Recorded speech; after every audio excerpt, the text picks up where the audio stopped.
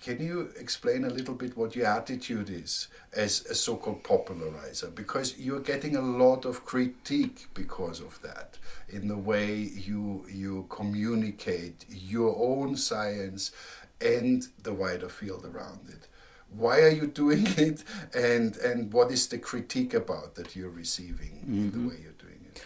There are several aspects, of the things. First aspect is that there are happening in science so many interesting and important things, and nobody cares about them.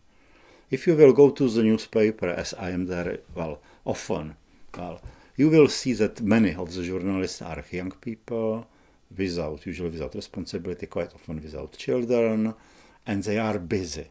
Because what you can save, on making a newspaper, simply people. So these people usually have this 4, 5 basic medias, and they are going on and on and on.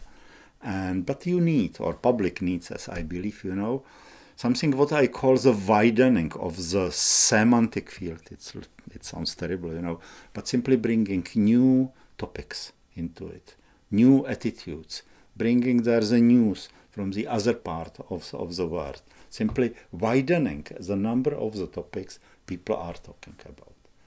Then, for my part, I started to write about climate as a popular science, let's say, I think in 1988.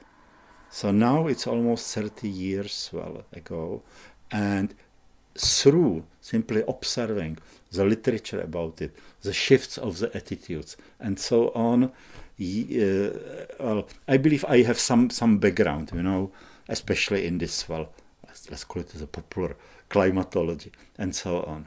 So I try to focus not only on these new things, but to follow certain, for me, traditional lines of writing.